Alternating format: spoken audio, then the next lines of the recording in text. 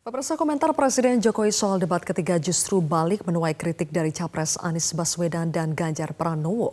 Tepatkah Presiden ikut mengomentari bahkan mengusulkan agar format debat dievaluasi? Benarkah debat ketiga kemarin banyak mengandung serangan personal khususnya kepada Capres Prabowo Subianto? Kami akan membahasnya bersama dengan juru bicara Timnas Pemenangan Amin, ada Bestari Barus, kemudian juru bicara TKN Prabowo Gibran, Andre Rosiade, juru bicara TPN Ganjar Mahfud Aryo Seno, serta analis politik Lingkar Madani, Ray Rangkuti. Selamat sore Bang Bestari, Bang Andre, Mas Seno, dan juga Bang Ray. Selamat sore Mbak. Sorry Sylvia. Oke, baik, semuanya sudah berkumpul. Bang Bestari, saya ke Anda dulu ya. Jadi Presiden Jokowi ikut mengomentari jalannya debat Capres kemarin dan bilang kalau debat kemarin kurang mengedukasi, banyak serangan personal ketimbang adu gagasan. Apa jawaban tim Amin atas komentar Presiden Jokowi tersebut? Ya, saya kira masing-masing kita punya pandangan masing-masing terhadap satu satu debat itu, ya, punya pandangan masing-masing. Namun kalau dikupas kepada esensi, justru tadi pernyataan dari Pak Anies, dia tidak merasa terserang oleh siapapun. Pak Ganjar juga mengatakan, bisa kita simpulkan, dia juga tidak merasa terserang. Jadi sebetulnya ini lagi ngomongin siapa ini yang terserang gitu kan, kira-kira begitu. Tapi Pak Presiden mengatakan dia berbicara untuk kepentingan ketiganya atau kepada tiga kandidat ini. Yang dua kandidat tidak merasa ada serang menyerang, ini hanya bedah program saja. Oke. Bang Bestari, kalau Anies tidak merasa terserang, tapi apakah Anies menyerang secara personal baik itu kepada Pak Prabowo maupun kepada Mas Ganjar? Nah, itu perlu juga begini, disampaikan serangannya itu yang mana gitu, ya kan? Karena setahu yang kami dengar, apapun yang disampaikan kemarin dalam perdebatan itu batasannya adalah tentang program. Jadi jangan karena Pak Prabowo itu menjabat Menhan, kemudian ketika Menhan dikulik itu merasa adalah beliaulah di situ, kan tidak. Ini kan yang ditanyakan program. Kemudian sepanjang perjalanan itu kenapa ini belum dan itu belum, di mana letak prioritas.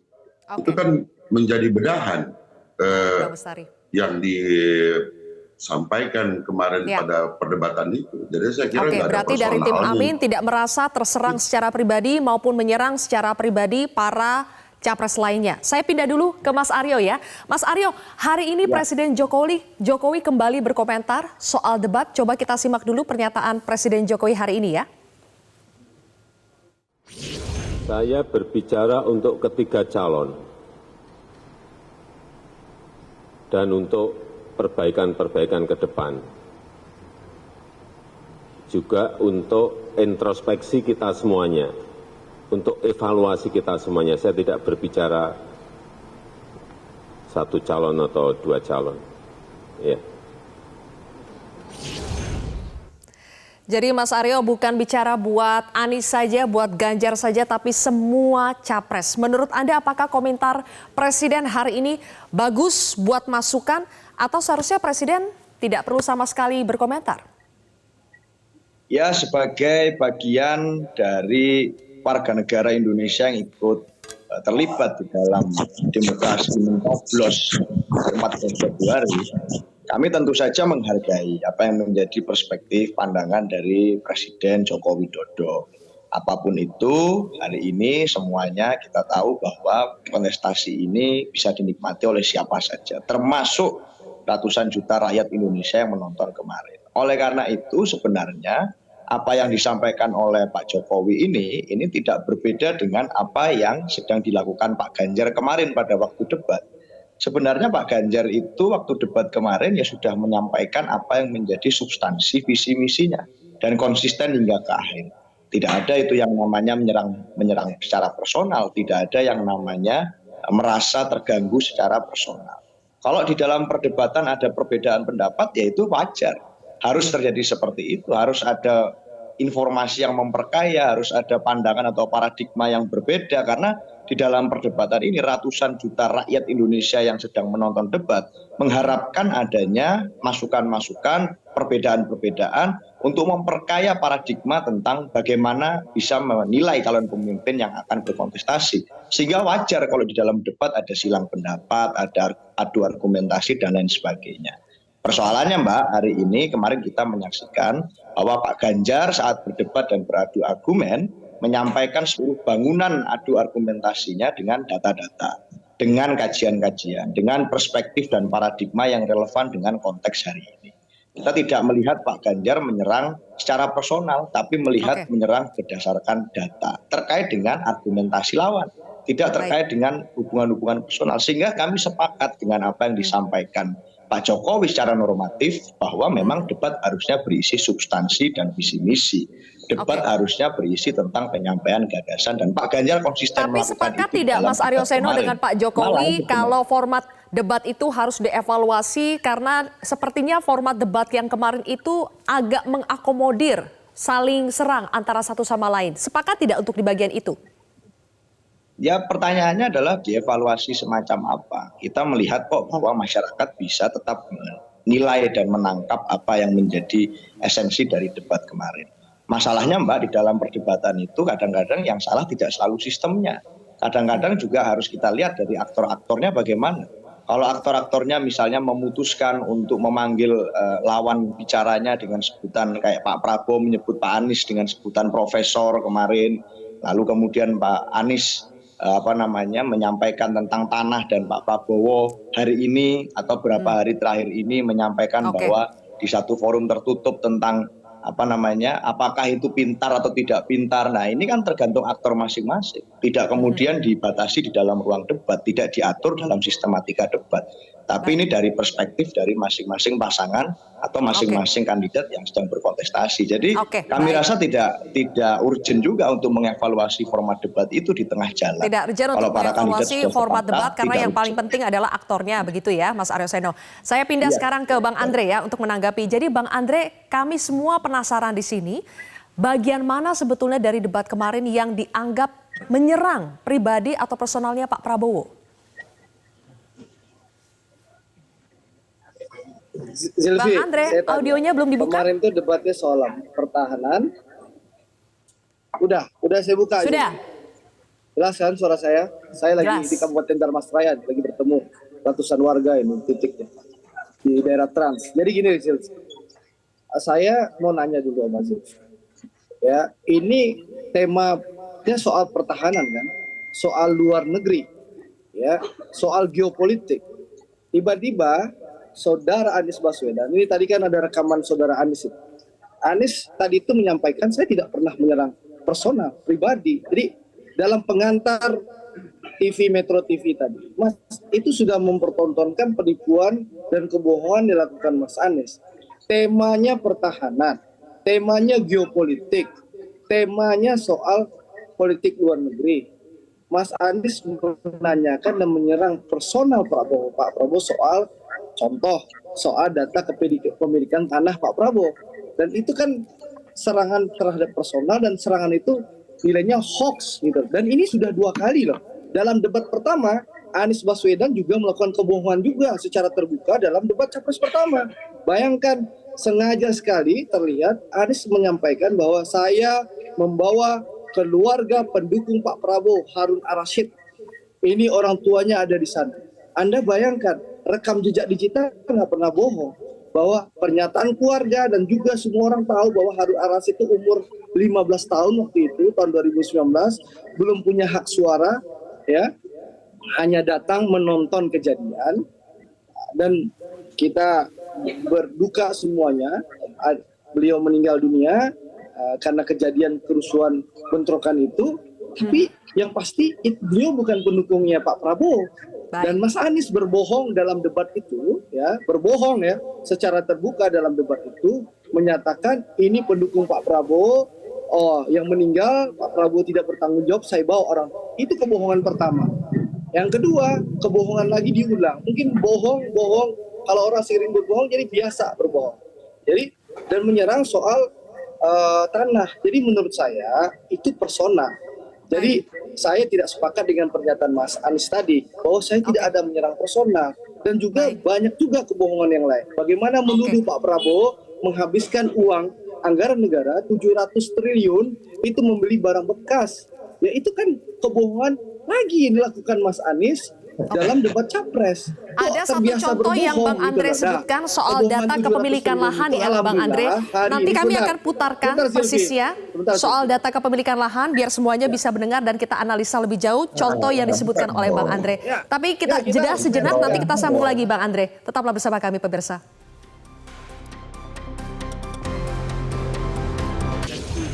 700 triliun anggaran Kementerian Pertahanan tidak bisa mempertahankan itu, justru digunakan untuk membeli alat-alat alutsista yang bekas. Di saat tentara kita lebih dari separuh tidak memiliki rumah dinas. Sementara menterinya punya, menurut Pak Jokowi, punya lebih dari 340 hektar tanah di Republik ini. Ini harus diubah. Sebelum saya menjawab pertanyaan itu, saya mengklarifikasi tadi data yang meleset. Maaf Pak Prabowo, angkanya terlalu kecil. Bukan 320 hektar, tapi 340.000 hektar. Saya klarifikasi. Kemudian itu pun salah. Melanjutkan. Itu pun salah. Atas apa yang perlu saya sampaikan. Mas Anies, Pak Prabowo, jangan Pak Prabowo, data Pak yang Prabowo, salah. Pak Prabowo. Rakyat Indonesia yang saya cintai, pembagian yang tadi sudah saya sampaikan hampir 2,6 juta itu adalah memang agar produktif. Dan sekali lagi kita tidak memberikan kepada yang gede-gede. Saya tahu Pak Prabowo memiliki lahan yang sangat luas di Kalimantan Timur. Mohon maaf.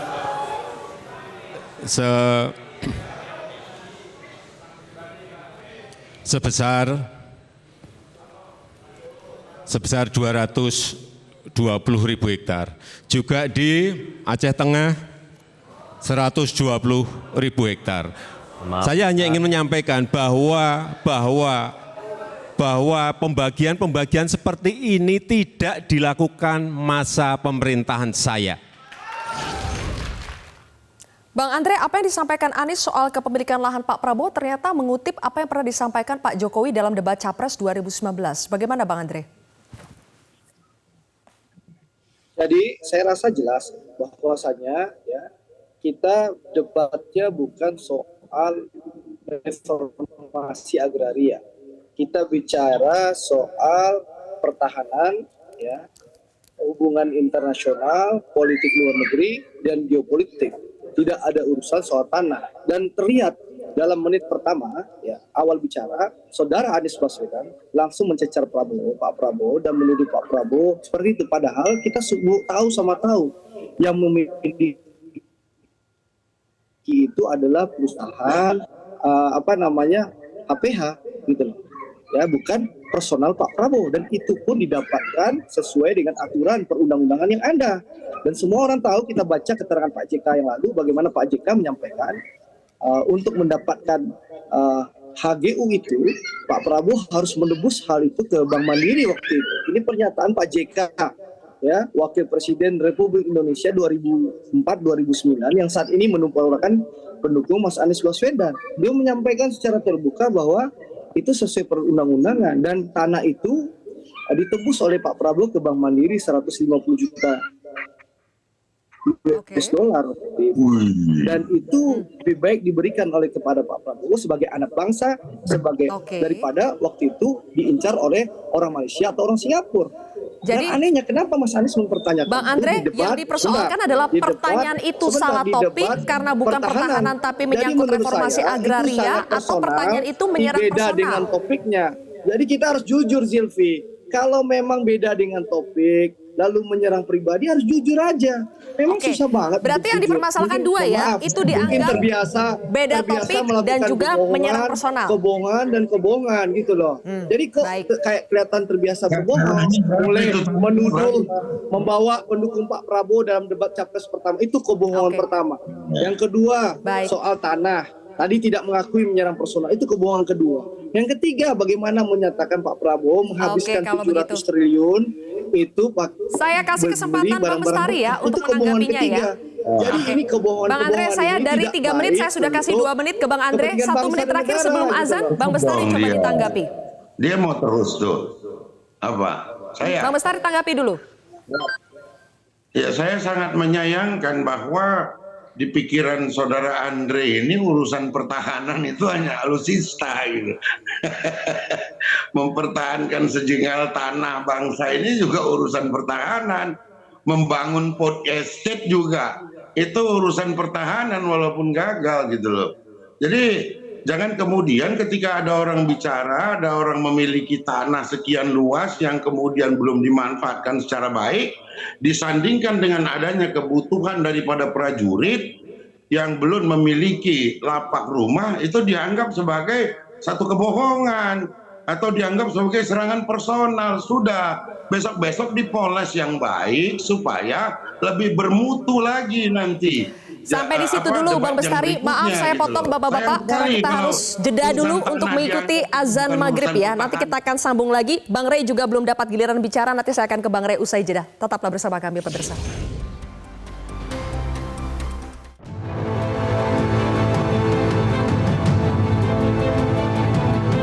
Yang kelihatan justru saling menyerang, yang sebetulnya nggak apa-apa, asal kebijakan, asal policy, asal visi yang diserang, nggak apa-apa. Tapi kalau sudah menyerang personal, pribadi yang tidak ada hubungan dengan konteks debat tadi malam mengenai hubungan internasional, mengenai geopolitik, mengenai pertahanan dan lain-lainnya. Malah aneh kalau dipandang sebagai personal. Ini sama sekali nggak ada personal. Semuanya adalah tentang kebijakan. Bisa direview ulang kok apa yang tadi kemarin dibahas. Jadi malah saya agak terkejut kok Pak Presiden ikut komentar soal debat ya. Jadi saya rasanya nggak mau komentar terlalu banyak dah. Biar publik aja nanti yang menilai. Nggak apa-apa. Kalau saya rasanya tidak pernah sekalipun menyerang Pak Prabowo, Mas Anies secara pribadi itu enggak. Yang saya serang semua kebijakan tuh. Karena saya memang akan mengedukasi. Ya, semua boleh menilai, tapi hari ini seluruh masyarakat sudah mencatat, menilai, membandingkan, dan kemudian bisa dibuktikan.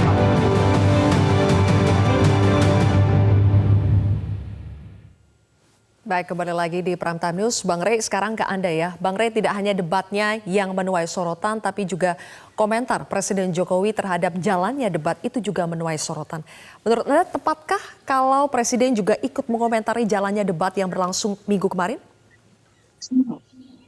Ya, pertama begini ya, kalau Presiden mengomentari teknis debat, kemudian substansi dari materi debat paslon yang lain, dalam kapasitas beliau sebagai presiden, ya itu kurang tepat, itu kurang etik. Kecuali tidak sedang beliau menjabat sebagai presiden. Tapi kalau beliau menjabat sebagai presiden, ini bisa menimbulkan dugaan adanya intervensi ya terhadap penyelenggara pemilu, gitu loh kira-kira. Atau perlakuan tidak setara, tidak adil kepada capres yang lain. Kalau misalnya pernyataan itu dianggap spesifik kepada capres-capres tertentu gitu. Tentu boleh Presiden menanggapinya, memberi masukan macam-macam itu di luar kapasitas beliau sebagai Presiden. Misalnya ketika beliau sedang kampanye dan kondisi dalam keadaan cuti, ya beliau boleh mengkritik mekanisme debat yang terjadi di KPU misalnya ya, atau substansi yang dilontarkan oleh para pihak di dalam debat yang bersangkutan. Nah, tetapi tidak menutup kemungkinan juga, dan menurut saya tidak ada masalah, kalau Presiden mengomentari substansi dari debat yang berkaitan dengan kebijakan beliau. Itu tentu boleh dijawab oleh Presiden. Misalnya soal apa? Kan ada pertanyaan tuh soal mengapa kita membeli pesawat bekas dengan harga yang fantastis. Nah, itu kan berhubungan dengan kebijakan Presiden. Presiden bisa menjawabnya. Mengapa ada food estate yang dianggap gagal tadi? Nah, Presiden tentu bisa menjelaskan perkembangannya seperti apa. Tapi kalau berhubungan dengan 2 poin yang kita sebutkan itu tadi, yaitu meminta supaya KPU ya sebaiknya melakukan pengubahan terhadap teknis debat, dan yang kedua adalah soal menyebut ada serangan yang bersifat personal, ya dalam kapasitas sebagai presiden, saya kira kurang tepat dan kurang etis. Ini akan dapat membuat dugaan dan sangkaan bahwa seolah-olah KPU itu bisa diintervensi. Ya padahal itu betul-betul harus dijaga oleh presiden. Jangan sampai ada kesan bahwa ya KPU itu dapat diintervensi. Karena ini bukan kali pertama. Sebelumnya kan presiden juga udah mengatakan bahwa ya soal presiden itu menitik beratkan soal saling serang personalnya ya. Jadi presiden kemarin menitik beratkan soal saling serang personalnya. Nah, sementara beredar juga video presiden ketika saat menjadi capres di 2019 yang dinilai netizen itu juga menyerang pribadinya Prabowo. Coba kita putarkan terlebih dahulu berikut ini. Anggaran Kementerian Pertahanan tidak bisa. Pembagian yang tadi sudah saya sampaikan hampir 2,6 juta itu adalah memang agar produktif. Dan sekali lagi kita tidak memberikan kepada yang gede-gede. Saya tahu Pak Prabowo memiliki lahan yang sangat luas di Kalimantan Timur. Kami tidak punya potongan diktator atau otoriter. Kami tidak punya rekam jejak melanggar HAM. Kami tidak punya rekam jejak melakukan kekerasan. Kami juga tidak punya rekam jejak masalah korupsi. Jokowi Amin akan pertaruhkan jabatan dan reputasi dan akan kami gunakan semua kewenangan yang kami miliki untuk perbaikan bangsa ini. Oke, Bang Rey, kita tahu pada saat itu lawan debat Presiden Jokowi adalah Pak Prabowo juga. Nah, apakah narasi bahwa tidak boleh menyerang secara personal itu sebetulnya sah-sah saja dilakukan atau mungkin bahkan dilakukan oleh Presiden Jokowi yang mungkin tidak disadari, tapi saat ini itu Presiden mengatakannya ya, mungkin apakah ada motif tertentu di balik itu, Bang Rey? Ya, saya tidak tahu apa motifnya, karena kita melihat secara umum memang gejala yang lebih terbuka dari Pak Jokowi untuk kita sebutlah istilahnya semacam kecenderungan politik yang lebih terbuka kepada paslon tertentu atau capres tertentu gitu. Apa motifnya? Saya tidak tahu. Sebab misalnya kalau menyebut ada serangan yang bersifat pribadi, nah itu pernyataan yang bersifat subjektif. Karena pada kenyataannya misalnya KPU tidak melakukan penyebutan bahwa situasi itu sudah sampai ke tahap yang bersifat penyerangan pribadi. Faktanya di lapangan itu ya misalnya moderator tidak menghentikan pernyataan-pernyataan seperti itu, pertanyaan-pertanyaan seperti itu. Itu artinya sebelumnya mungkin sudah disepakati materi debat yang dimaksudkan. Bahwa materi debat yang dimaksudkan bisa A sampai Z. Termasuk di dalamnya kan soal pernyataan ini rahasia negara. Ya kalau sebetulnya sejak dari awal disepakati misalnya bahwa ya ini yang kita sebut dengan rahasia negara, ya tentu fungsi moderator adalah mengingatkan bahwa pertanyaan itu berhubungan dengan data rahasia negara. Sayangnya kan kita tidak tahu bahwa hal-hal yang seperti itu tidak dinyatakan dilanggar atau tidak dinyatakan tidak dibolehkan di dalam debat-debat. Kalau di dalam debat seperti yang sekarang, apapun bisa dipertanyakan. Ya termasuk hal yang berhubungan dengan pribadi seseorang. Misalnya masa lalunya pernah mantan napi koruptor, ya dipertanyakan. Apakah Anda tidak merasa itu misalnya seperti itu? Itulah fungsinya debat. Fungsinya debat itu adalah salah satunya mengemukakan selain tentu dasar-dasar argumen, logik, rasional dari ungkapan-ungkapan yang bersangkutan, termasuk mempertanyakan masalah-masalah yang berhubungan dengan pribadi yang bersangkutan dan hubungannya dengan publik. Nah misalnya kan kasus korupsi itu kan ada hubungannya dengan publik gitu kan. Kepemilikan lahan lah misalnya dalam hal ini ada hubungannya dengan tingkat kemiskinan Indonesia, tingkat kesejahteraan warga negara Indonesia, tingkat kepemilikan tanah seluruh warga negara Indonesia. Itu forumnya memang debat, bukan di forum diskusi, bukan di forum seminar, bukan di forum musyawarah, bukan di Baik. forum dialog. Ya forumnya itu ada di forum debat itu. Makanya Oke, baik. dibuat namanya forum debat gitu ya, bukan Baik. forum diskusi, Mas bukan Eno? forum dialog, bukan forum Oke, baik, seminar Bang Rey. dan sebagainya. Oke, saya kembali lagi ke Mas Eno sekarang ya. Mas Eno, Anda sepakat dengan Bang Rey bahwa sebetulnya forum debat memang ajang untuk mempertanyakan, untuk menggali, bahkan menguliti kelebihan maupun kelemahan lawan, terutama itu. Ya kan itu sudah ditampilkan di video singkat yang diputar oleh Metro TV tadi, bahwa di 2019 pun Pak Jokowi sebagai calon presiden pun melakukan hal yang sama di dalam perdebatan, yaitu bertanya tentang tanah Pak Prabowo. Nah, tapi kan tidak mungkin peristiwa hari ini terjadi di 2019. Jadi satu hal yang baru. Tidak mungkin presiden mengomentari jalannya debat presiden di 2019 karena Pak Jokowi yang waktu itu jadi calon incumbent yang menjadi salah satu kontestan, tidak mungkin. Nah, hari ini jadi satu hal yang berbeda dengan sebelumnya karena beliau sudah tidak lagi mencalonkan, sehingga tafsir publik bisa macam-macam tentang komentar Pak Jokowi. Tetapi pada dasarnya debat memang ya seperti itu. Di 2019 pun kita melihat itu, 2014 pun di negara lain bahkan mungkin jauh lebih ekstrim daripada itu. Tapi itulah yang diperlukan untuk menguji bagaimana masing-masing calon ini mampu tampil dengan baik.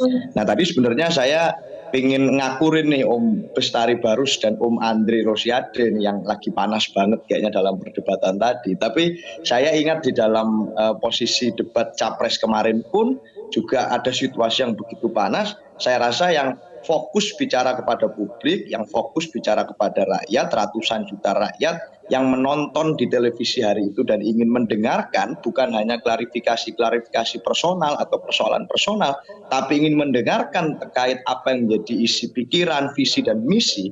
Yang paling fokus untuk menghormati publik adalah saya rasa Mas Ganjar Pranowo itu, dan terekam di dalam sentimen media sosial yang tersebar pasca debat, yang mana Pak Ganjar di berbagai lembaga polster dan survei telah menunjukkan bahwa sentimen positifnya paling tinggi karena fokus bicara pada publik, tidak fokus membalas tentang serangan atau tidak membalas klarifikasi dari pasangan calon yang lain, tapi fokus kepada bicara visi misi dan gagasannya. Jadi saya rasa ya debat kemarin dimenangkan oleh Pak Ganjar, dan sekali lagi saya kira saya sepakat dengan satu poin dengan Pak Prabowo dalam debat kemarin, yaitu Pak Prabowo sampai 3 kali menyampaikan setuju dan sepakat dengan gagasan, paradigma dan konsep berpikir Pak Ganjar di urusan pertahanan dan keamanan. Bang Andre Padahal ya, sekarang background Pak Ganjar tidak ada kaitannya dengan pertahanan dan keamanan. Saya minta tanggapan Bang Andre Jadi saya rasa atas apa debat yang kemarin disampaikan luar Mas biasa. Eno. Oke, Mas Eno tadi juga menyatakan Bang Andre bahwa sebetulnya gaya yang sama, jenis pertanyaan yang kurang lebih mirip itu sudah disampaikan Presiden Jokowi juga ketika menjadi kontestan di 2019. Pertanyaannya mirip, gayanya juga lumayan mirip. Apakah pada saat itu Gerindra juga menganggap Jokowi menyerang Pak Prabowo secara personal?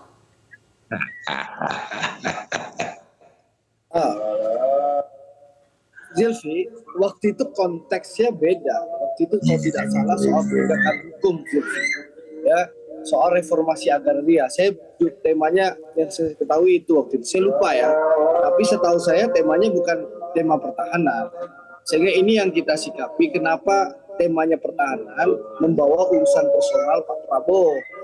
Padahal kita tahu sama tahu orang yang menyerang personal Pak Prabowo ini sudah diselamatkan dan dibantu oleh Pak Prabowo di 2017. Gitu. Nah, tapi sudahlah. Rakyat kan sudah menilai. Kita melihat bagaimana di media sosial sekarang, di TikTok, di Instagram, di berbagai media sosial, masyarakat begitu kecewa melihat ada orang yang telah dibantu, diangkat derajatnya, habis itu menyerang orang yang membantunya. Tapi itu silakan masyarakat menilai. Lalu yang kedua, ini menarik untuk Seno ini. Mas Ganjar itu Seno kan dapilnya Surabaya, dekat dengan kantor PT PAL di Surabaya. Saya ingin menanggapi, dan Seno kalau perlu datangin ke PT PAL. Mas Ganjar bilang kerjasama kapal selam PAL dan Korsel dibatalkan. Faktanya itu tidak dibatalkan, Seno. Tapi Menhan meminta menunda. Tujuannya apa? Pertama, Korea Selatan harus memperbaiki 3 kapal selam sebelumnya menjadi lebih baik dan layak tempur. Jadi ada kontrak sebelumnya, kapal selam dari Menteri Pertahanan sebelumnya, itu nggak layak dipakai untuk perang. Ya, sehingga Pak Prabowo menunda, Anda perbaiki dulu baru kita lanjutkan. Kedua, dalam rangka menaikkan posisi PT PAL atau Indonesia untuk mendapatkan transfer teknologi lebih baik. Yang ketiga, menaikkan porsi PAL dalam pembangunan, dalam usaha menaikkan kemandirian. Itu soal kapasitas. Yang kedua, ini supaya kebetulan saya ini di Komisi 6 DPR RI, paling dalam pengawasan. Bang Andre, tapi kita kembali lagi ya ke tema debat kita pada prime time news hari ini ya. Ini klarifikasi dari Bang Andre kami apresiasi, tapi saya harus kembalikan ini ke trailnya. Soal fregat ini penting supaya publik dapat informasi yang utuh. Nah, saya kebetulan ini contoh dari fungsi moderator yang benar. Jadi kalau ada pertanyaan yang dianggap tidak sesuai dengan topik, itu moderator bisa mengatakan terima kasih Bang Rey. Oke, baik, saya kembali lagi ke topik ya. Bang Andre sudah saya kasih kesempatan. Sisa waktu sedikit saya kembalikan ke Bang Bestari untuk menanggapinya. Bang Bestari, jadi sekarang berkembang narasi bahwa Prabowo ini dizolimi, bahwa Prabowo ini diserang oleh Anies dan Ganjar. Apa tanggapan tim Amin atas narasi yang berkembang usai debat?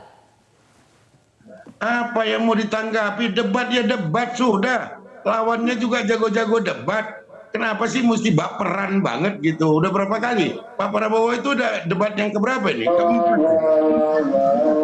Udah berlangsung 3 kali ikut debat dalam 3 pemilihan umum. Hasil ini yang keempat. Kok masih gamang soal debat? Bung Andre kurang memberi masukan saja. Jangan juga forum hari ini, kita sekarang ini, menjustifikasi yang dilakukan oleh Andre Rosiade. Kan gitu. Forumnya tadi di debat itu, saya kira cukup begitu. Untuk kedepan silakan dipersiapkan lebih baik lagi.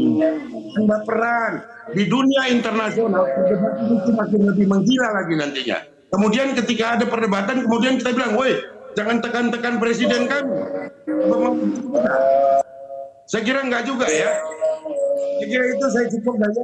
Dan ini apa ya, untuk ke depan terserah. Apakah itu mau dirubah atau mau diapa, kita usahakan aja. Biar Pak Andre yang pasti dan happy. Saya kira itu. Baik kalau begitu. Ya, Oke, baik terima kasih. Kami sudah mendengar semuanya. Terakhir mungkin saya akan tutup dengan Bang Rey ya. Bang Rey, kalau melihat apa yang terjadi usai debat ketiga, sekarang berkembang narasi bahwa ada yang diserang, ada yang menyerang, ada yang dizolimi, ada yang menzolimi. Bang Rey, apakah ini sesuatu yang wajar terjadi sebagai bagian dari strategi? Ada yang berbohong. Dan ada yang baper berat. Terima kasih. Bang Rey, silakan Bang Rey. Ya, seperti yang saya sebutkan di awal, yang namanya debat ya memang begitu. Maka tiap orang harus memang siap untuk menyiapkan semua bahan yang memungkinkan itu ditanya orang. Kalau kita melakukan evaluasi terhadap debat yang kemarin, saya kira pertanyaan-pertanyaan yang dilontarkan oleh 2 paslon kepada 02, menurut saya itu pertanyaan-pertanyaan yang relatif bisa diduga akan terjadi.